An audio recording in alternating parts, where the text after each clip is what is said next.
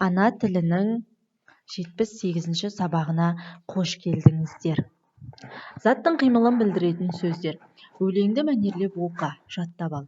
Балалар, бірге оқып шығайық. Ендеше мен оқимын, сендер қайталаңдар. Ой, балалар, жылы жел соқты. Жылғалардан су ақты. Қаңқыл қаз кепті. Жер қарайды жаз кепті. Желкіл дейді көк майса, желін дейді мал жайса. Ауыл көшті қыстаудан, әне апамдар қой сауған. Ілияс Жансүгіров. Балалар, бұл өлең жалпы қазақ ауылының, қазақ халқының ерте заманда ауылдық жерінде өмір сүрген баланың көрген көрінісін суреттейді. Мысалы, қаздардың қаңқылдап келуі, жылғалардан су ағып таулардан, жер қарайған, қар ерген, көк майса деп отырғанымыз бұл жерде жасыл шалғынды шөп, жап-жасыл шөптер, ауылы қыстаудан көшіп жайлауға немесе көктеуге барады, қой сауады.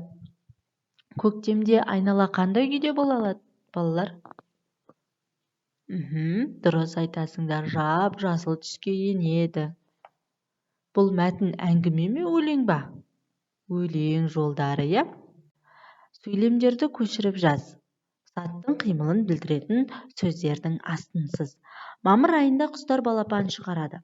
Бұл кезде 1-2 күнге созылатын суық болады. Мамыр айында құстар не істейді? Балапанды не істейді, балалар? Шығарады, ендеше шығарады деген бұл жерде іс-қимылды білдіреді. Созылатын дегенге қандай сұрақ қойсақ болады? Не істейді? Немесе не істейтін, Созылатын және болады деген. Не істеді? Болады. Сурет бойынша осы мереке туралы айт. 1 мамыр Қазақстан халықтарының бірлігі мерекесі. Балалар, сендер білесіңдер ма, Қазақстан халқында қанша ұлт өкілдері тұрады, этнос өкілдері? Жарайсыңдар. Қазақтың байтақ даласы бүгінде 130-дан артық ұлт өкілдеріне ортақ отан болып тұр. Сол себепті де 1 мамыр халқымыздың бірлігі күні болып есептеледі. 1 мамыр Қазақстан халықтарының бірлігі күні. 1995 жылдың наурызында дүние жүзіне үлгі болып отырған ұлт аралық татулық пен тұрақтылықтың феномені Қазақстан халықтары ассамблеясы құрылды. Балалар, сендер өздеріңнің мереке туралы ойларыңды айтып өтіңдер. Жарайсыңдар. Біз сондай қонақжай халықпыз, Ендеше келесі сабаққа көшейік. Енді мен уәде еткенімдей жылдам оқуға арналған жаттығулар. Балалар, күн не істейді? Жарқырайды. Мынау не?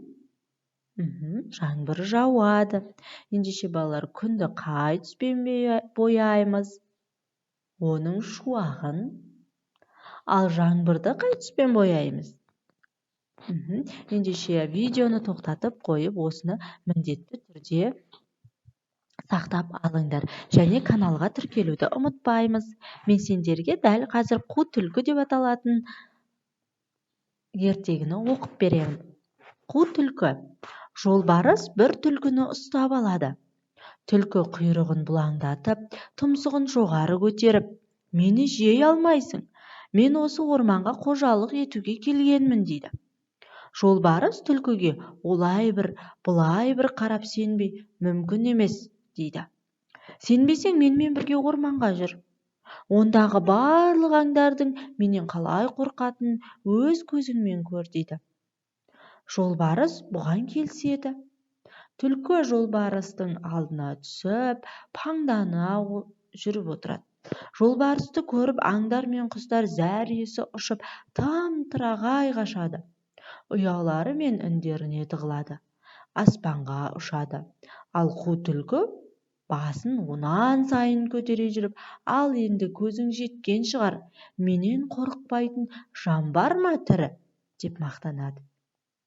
Иә, сен шынында айбарлы екенсің, деп алданған жолбарыс өз жайына кетеді. Балалар, бұл ертегі қулыққа салынған түлкі және жолбарыс жайлы айтылған, иә? Жарайсыңдар, сау болыңдар балалар.